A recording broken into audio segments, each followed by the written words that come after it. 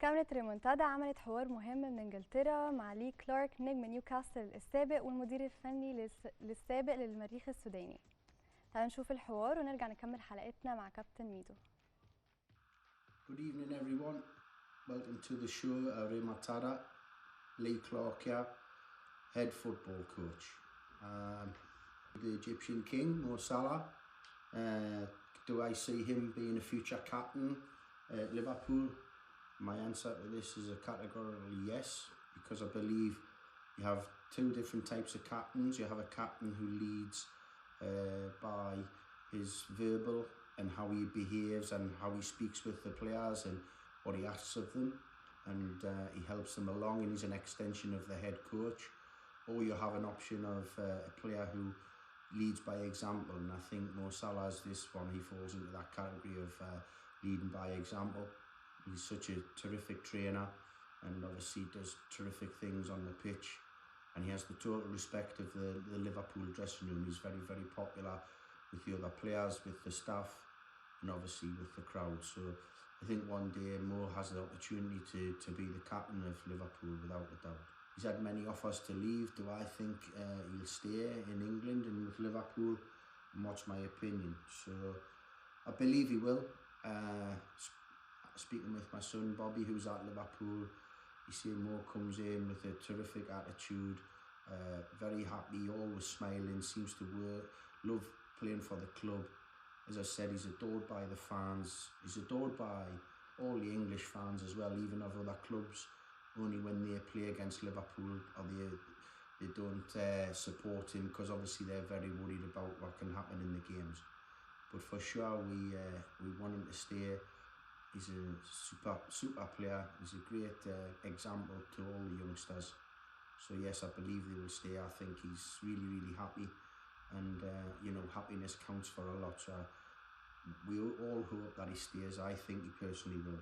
What the relationship is with Mo and the rest of the fans in the UK, as I've said, everybody who support all different teams, they respect Mo Salah so much because what he's done since he's arrived at Liverpool, how good a player he's been, how such a nice person he is on and off the pitch, some of the goals he scored. The only time they dislike him is when their team, as I said, play against him, which is understandable because they have to hope that their team can win. And obviously one of the big ways to prevent Liverpool from winning is to stop Mo Salah playing his usual game. So he's a very popular person and well liked in the UK. Obviously my son, he's at Liverpool now, and he's rose through the ranks quicker than we expected. He's made his Premier League debut, he's made his Cup debut, he's been training regular with the likes of Mo Salah and Virgil van Dijk and Thiago, and this has helped him hugely, seeing how the top players behave, seeing how they train, you know, what they do, and how they go about being the top players they are. A lot of people just see the end product on a match day, but when you get behind the scenes and you see how hard these top players work, what they put into to being a top player, it's what happens on the training ground, it's what happens in the gym. It's these areas that nobody gets to see, these private sessions, that puts them at the very, very top. And Bobby's always saying the senior players are ready to give him lots of advice. After one session, when he'd finished and he was going to his car, Mo Salah was in his car and he asked Bobby to come over, and he said to Bobby that he thought he was a real, real talent, and just every day to give his best and make sure he worked every hard and in every aspect of the game. And this gave Bobby such a lift to think that Mo Salah, one of the superstars of the first team, was prepared to give his time on a one-to-one basis to try and give Bobby the advice and encouragement to how to become a top player himself. Bobby, going back to pre-season with Liverpool Football Club,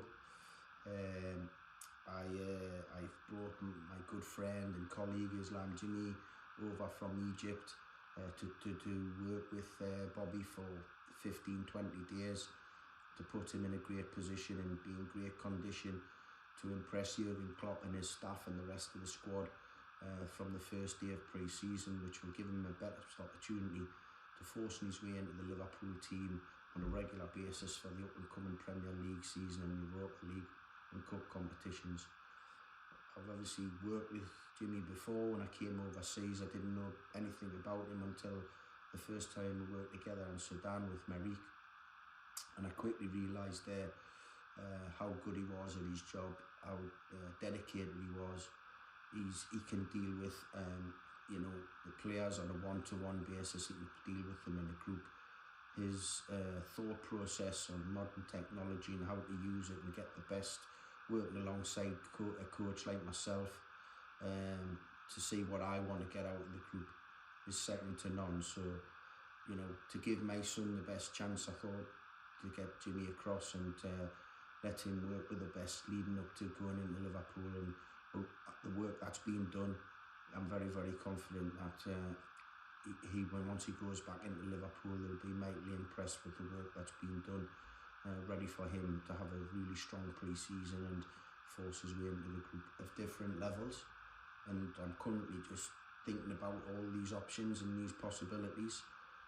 I enjoyed my time, you know, being in Cairo with Marek when we were based there for the Champions League, and I got to see a lot of Egyptian football, and through obviously Jimmy, get to know a lot about the players and myself through watching the games.